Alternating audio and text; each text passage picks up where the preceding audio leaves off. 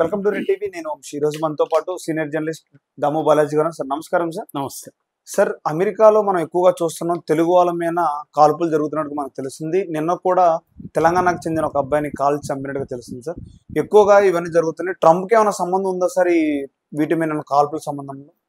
డైరెక్ట్గా అయితే ట్రంప్కి ఏం సంబంధం లేదు. బట్ ముందుగా అసలు ఈ సంఘటన ఏంది చెప్పుకొని దాని తర్వాత బ్రాడర్గా అసలు ఇండియన్ స్టూడెంట్స్ కావచ్చు, ఇండియన్స్ మీద అమెరికాలో వైలెన్స్ ఏ రకంగా ఉందనేది బ్రాడర్ కాంటెక్స్ట్ ఏందనేది మనం చూద్దాం. ముందుగా ఇప్పుడు జరిగిన సంఘటన ఏంటంటే అక్టోబర్ 3న అంటే ఫ్రైడే నైటు పోలే చంద్రశేఖర్ అనే ఒక అబ్బాయి ఇక్కడ ఎల్బీ నగర్, బిఎన్ రెడ్డి నగర్లో ఉంటాడు, ఎల్బీ నగర్లో.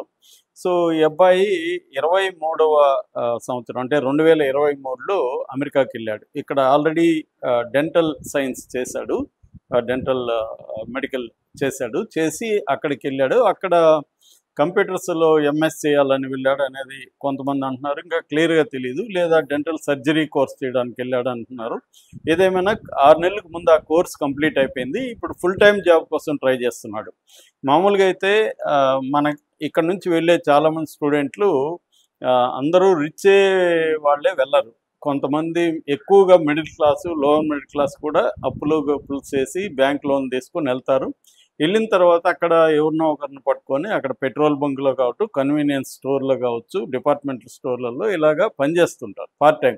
ఎక్కువగా ఏంటంటే నైట్స్లో పనిచేస్తారు, నైట్ షిఫ్ట్లో పనిచేస్తాయి వాళ్ళకి. ఎందుకంటే డే అంతా కాలేజెస్ ఉంటాయి కాబట్టి నైట్ షిఫ్ట్లో పనిచేసి తన కాలేజీకి సంబంధించి తనకు అక్కడ ఖర్చులకు సంబంధించి చూసుకుంటూ ఉండడం అనేది జనరల్గా జరుగుతుంది మనకి.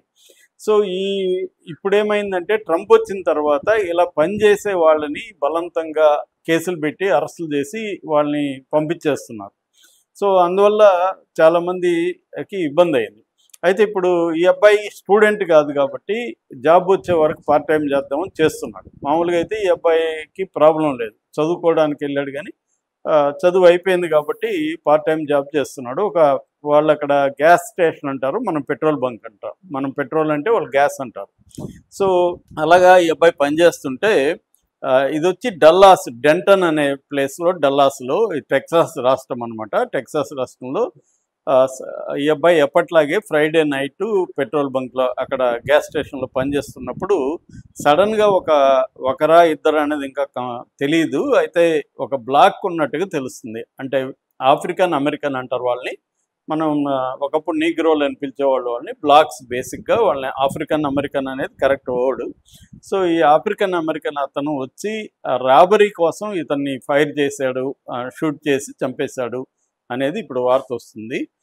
అబ్బాయి అయితే చనిపోయింది అయితే కన్ఫాము. ఎందుకంటే వాళ్ళ ఇంటికి నిన్న ఇక్కడ మన హరీష్ రావు కూడా వెళ్ళాడు. లోకల్ ఎమ్మెల్యే సుధీర్ రెడ్డిని తీసుకుని హరీష్ రావు వెళ్ళి వాళ్ళ కుటుంబాన్ని పరామర్శించి వచ్చాడు. అలాగే ఆ అబ్బాయి ఇప్పుడు డెడ్ బాడీని ఇక్కడికి తీసుకురావడానికి కూడా రేవంత్ రెడ్డి ప్రభుత్వం కూడా చొరవ తీసుకుంటుంది. ఆల్రెడీ రేవంత్ రెడ్డి కూడా అఫీషియల్గా ట్వీట్ కూడా చేశారు.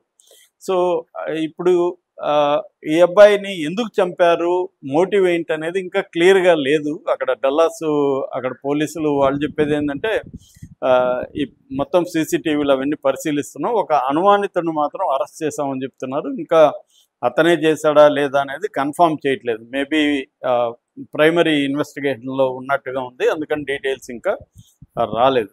సో ఏదేమైనా ఈ అబ్బాయి ఏదో బతుకు తెరువు కోసం పోయి, ఎందుకంటే వీళ్ళ నాన్న కూడా లేడని చెప్తున్నారు. వీళ్ళ బ్రదర్ దామోదర్ నిన్న మీడియాతో మాట్లాడాడు. అలాగే తల్లి కూడా చాలా బాధపడుతుంది. ఈ అబ్బాయి ఏదో వీళ్ళ కుటుంబానికి ఉపయోగపడతాడని అక్కడికి పంపిస్తే ఇలాగ డెడ్ బాడీని తీసుకురావాల్సిన పరిస్థితి ఏర్పడిందన్న బాధ అయితే వాళ్ళు వ్యక్తమవుతుంది. ఈ మధ్యకాలంలోనే మనకి మొహమ్మద్ నిజాముద్దీన్ అనే ఒక అబ్బాయిని కూడా అక్కడ పోలీసులే కాల్ చంపేశారు. ఆ అబ్బాయిది ఏంటంటే వాళ్ళు ఇక్కడ నుంచి వెళ్ళిన వాళ్ళు స్టూడెంట్లు ఏం చేస్తారంటే 5-6 మంది కలుసుకొని ఒక ఇల్లు తీసుకొని ఉంటారు అక్కడ. ఎందుకంటే రెంటల్ ఎక్కువ ఉంటుంది, అందుకని వీళ్ళు షేరింగ్ చేసుకుంటుంటారు.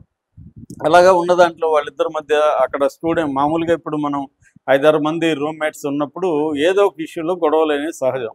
అలాగా అక్కడ ఎయిర్ కండిషన్ సంబంధించి ఎయిర్ కండిషన్ ఆఫ్ చేయమని ఒకరు, లేదు ఉంచాలని ఒకరు, కొంతమందికి ఏసీ ఎక్కువ లేకపోతే వాళ్ళు ఉండలేరు, కొంతమంది ఎక్కువ ఉంటే ఇబ్బందిగా ఉంటుంది. అలాగా వాళ్ళిద్దరి మధ్య గొడవ వచ్చినప్పుడు ఇతను కత్తి తీసుకొని అతను పొడవడానికి వెళ్ళాడని ఈ లోపల పోలీసులకు ఫోన్ చేస్తే వాళ్ళు వచ్చి అతను కత్తితో పొడవబోతుంటే ఆల్రెడీ పొడిచాడు, ఇంకా పొడవబోతున్నాడు, చంపేస్తాడేమో అనుకొని వీళ్ళు అతన్ని కాల్చి చంపేశారు. అలాగా చాలా జరుగుతున్నాయి. అంతకుముందు కూడా ఒక ఇట్లాగే కన్వీనియన్స్ స్టోర్లో పనిచేస్తున్న ఒక అబ్బాయిని కూడా ప్రవీణ్ కుమార్ గంప అబ్బాయి పేరు, ఆ అబ్బాయి కూడా తెలంగాణ, 2025 మార్చిలో అబ్బాయిని చంపేశారు. మిల్వాంకి స్టోర్ అంటారు, అక్కడ ఒక స్టోర్లో పనిచేస్తుంటే ఇట్లాగే చంపేస్తారు. మనం మామూలుగా సినిమాల్లో చూస్తుంటే కూడా ఈ కైండ్ ఆఫ్ క్రైమ్స్ ఎక్కువ ఉంటాయి. అంటే స్టోర్లో దొంగతనాలకు వెళ్ళడం, అక్కడ ఫైర్, వాళ్ళు ఏంటంటే గన్ కల్చర్ ఎక్కువ. 100 మందికి 125 గన్స్ ఉన్నట్టుగా మనకి డేటా చెప్తుంది. ఆ గన్ కల్చర్ వల్ల ఏమవుతుందంటే ప్రతిదానికి వాళ్ళు గన్స్ని వాడడం అనేది ఎక్కువగా జరుగుతుంది. ఒక 2024లో తీసుకుంటే మొత్తం 44 మాస్ గన్ షూటింగ్స్ జరిగినాయి. మాస్ గన్ షూటింగ్కి డెఫినేషన్ ఏంటంటే 4 కంటే ఎక్కువ మంది చనిపోతే దాన్ని మాస్ కిల్లింగ్ అంటారు. అలాగా 44 సంఘటనలు జరిగాయి 2024 డేటా ప్రకారం. సో అందువల్ల అక్కడ హోమిసైడ్స్ కూడా త్రూ గన్ ఎక్కువ అనమాట. సో అది ఒక కాంటెక్స్ట్. రెండో కాంటెక్స్ట్ ఏంటంటే మన వాళ్ళు అక్కడ కొన్ని రూల్స్ పాటించలేకపోవడం, అక్కడున్న పరిస్థితి ఏంటి, కల్చరల్గా మన పట్ల వాళ్ళు ఎట్లా వ్యతిరేకంగా ఉన్నారు, ఇవన్నీ చూసుకోకుండా మన వాళ్ళు ఏం చేస్తున్నారంటే ఎగ్జిబిషనిజం కూడా అక్కడ బాగా పెరిగింది. దానివల్ల కూడా ఇప్పుడు ప్రపంచవ్యాప్తంగా ఇండియన్స్నే కాదు, యాంటీ ఇమ్మిగ్రెంట్ ట్రెండ్ అనేది ఇటు యూరప్ కానీ ఇటు అమెరికాలో కానీ పెరిగింది. అంటే రైట్ వింగ్ పొలిటికల్ పార్టీలు, రైట్ వింగ్ ఆర్గనైజేషన్స్ వరల్డ్ వైడ్గా పెరుగుతున్నట్టుగా మనకు అర్థమవుతుంది. దీనికి రకరకాల కారణాలు ఉన్నాయి. వాళ్ళ దేశంలో వాళ్ళ ఉద్యోగాలని మన వాళ్ళు పోయి కాజేయడం, మన వాళ్ళు ఒక్కొక్కరు 2-3 ఉద్యోగాలు చేయడం, వాళ్ళకి అక్కడ ఉద్యోగాలు లేకపోవడం, ఇట్లాంటి సమస్యలు ఎంత ఉన్నాయి. ఇమిగ్రెంట్ వల్ల లోకల్ పాపులేషన్కి రకరకాల ఇబ్బందులు ఉన్నాయి. హౌసింగ్ కాస్ట్ పెరగడం, తర్వాత జాబ్స్ లేకపోవడం, తర్వాత ఓవరాల్గా అక్కడ కాస్ట్ ఆఫ్ లివింగ్ పెరగడం, అది కాకుండా కల్చరలీ మన వాళ్ళు డామినేట్ చేయడం. మన వాళ్ళకి ఏంటంటే లౌడ్ అండ్ క్లియర్ అంటారు కదా, మొన్న కూడా చూసాం ఓజీ అప్పుడు కూడా పెద్ద ఎత్తున కొన్ని థియేటర్లే క్లోజ్ చేయాల్సిన పరిస్థితి ఏర్పడింది. ఎందుకంటే వీళ్ళు పెద్ద ఇక్కడ ఎట్లాగా చేస్తారు, ఇక్కడికంటే అక్కడ ఎక్కువ చేయడం, వినాయక నిమజ్జనం ఇవన్నీ కూడా ఊరేగింపులు, ఆ మధ్య కూడా కొన్ని వీడియోలు వచ్చాయి. ఇక్కడ హైదరాబాద్లో చూసినట్టే ఉంది అక్కడ కూడా. అలాగా అరుపులు, లౌడ్ ఇవన్నీ ఉన్నాయి. రెండోది ఏమంటే సంపదని ఎగ్జిబిట్ చేయడం కూడా ఒక కారణం. మనకున్న మన వాళ్ళకి బంగారు గోల్డంతా బంగారు నింపుకొని వెళ్ళడం, ఎక్స్పెన్సివ్గా కనబడడం, ఇదొకటి. రెండోది ఏంటంటే మన వాళ్ళు అక్కడ లోకల్ పాపులేషన్తో మింగిల్ కాకపోవడం, మన వాళ్ళే సపరేట్గా ఉండడం. దీనికి ఒక కారణం ఏంటంటే వాళ్ళ కల్చర్లో వాళ్ళ లాంగ్వేజ్ని కూడా, మన వాళ్ళు ఏంటంటే వర్కింగ్ నాలెడ్జ్ లాంగ్వేజ్ ఉంటుంది తప్ప వాళ్ళతో కలిసిపోయి మాట్లాడే లాంగ్వేజ్ కూడా చాలామందికి రాదని చెప్తారు. సో ఈ అనేక రకాల కారణాల వల్ల ఇబ్బందులు ఉన్నాయి. అట్లాగే మొన్న కూడా మనం చూసాం టెక్సాస్లోనే ఒక పెద్ద 90 ఫీట్ మన హనుమాన్ విగ్రహం పెడితే అక్కడ వాళ్ళు వ్యతిరేకించారు.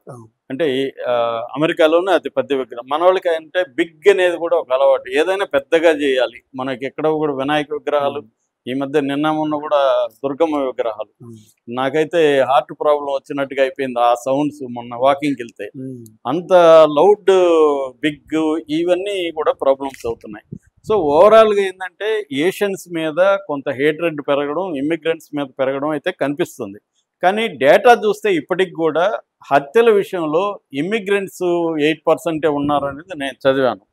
అంటే అమెరికన్స్ దాడులు అనేవి ఎక్కువ జరుగుతున్నాయి తప్ప ఇమ్మిగ్రెంట్స్ మీద దాడులు జరగడం, లేకపోతే హత్యలు అనేవి, అంటే హోమిసైడ్స్ అనేవి ఇమ్మిగ్రెంట్స్ కంటే కూడా అమెరికన్సే ఎక్కువ హోమిసైడ్స్ గురవుతున్నారు అనేది డేటా మనకు చెప్తుంది. ఏదేమైనా మన వాళ్ళు అక్కడికి వెళ్ళినప్పుడు కొంత జాగ్రత్తగా ఉండడం, ఇవన్నీ తెలుసుకోవడం.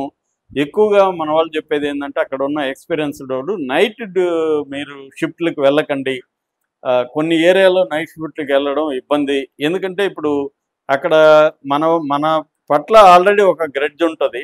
రెండోది వాళ్ళకి వైలెన్స్, క్రైమ్ రేటు కూడా అక్కడ మనతో పోలిస్తే కూడా అక్కడ చాలా ఎక్కువ ఉంటుంది. టాప్ 100 మోస్ట్ డేంజరస్ సిటీస్లో అమెరికాలో నాకు 10 ఉంటాయి, ఇండియాలో ఒకటి కూడా లేదు. వరల్డ్ వైడ్ టాప్ 100 మనం అనుకుంటా ఇక్కడ వైలెన్స్ ఎక్కువ అని, కానీ చాలా దేశాలతో పోస్తే ఇండియా సేఫ్ ప్లేస్ యాక్చువల్గా.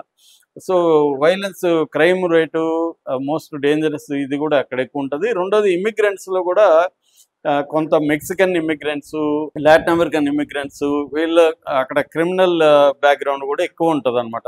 ఎందుకంటే ఈ దేశంలో ఉండే క్రిమినల్స్ అంతా అక్కడికి వెళ్ళిపోయే జరుగుతుంది. అందుకనే ట్రంప్ ఇది చేస్తున్నాడు. సో పరోక్షంగా ట్రంప్ కూడా ఏంటంటే ఈ హేట్రెడ్ని, యాంటీ ఇమిగ్రెంట్ హేట్రెడ్ని ట్రంప్ కూడా పెంచాడు.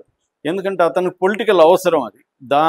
ఆ ప్రజల్లో ఉండే ఈ క్రైసిస్ని, ఎకనామిక్ అండ్ జాబ్ క్రైసిస్, వీటన్నిటిని దృష్టిలో పెట్టుకొని ట్రంప్ యాంటీ ఇమిగ్రెంట్ పాలసీ అనేది చాలా స్ట్రాంగ్గా తీసుకున్నాడు. దాన్ని ప్రమోషన్లో ఒక రకమైన హేట్రెడ్ని పెంచడం అనేది కూడా జరుగుతుంది. సో ఏదేమైనా ఇండియా నుంచి అమెరికాకు కానీ మిగతా దేశాలకు వెళ్ళేవాళ్ళు అన్నీ తెలుసుకోవాలి. అక్కడికి వెళ్ళినా కూడా తగిన జాగ్రత్తలు తీసుకొని ఉండాలి. ముఖ్యంగా నైట్ షిఫ్ట్లలో ఇలాంటి జాబ్స్ చేసేటప్పుడు కొంత కాషస్గా ఉండడం, వీలైనంత వరకు అవాయిడ్ చేయడం మంచిదని చెప్తున్నారు. Thank you sir.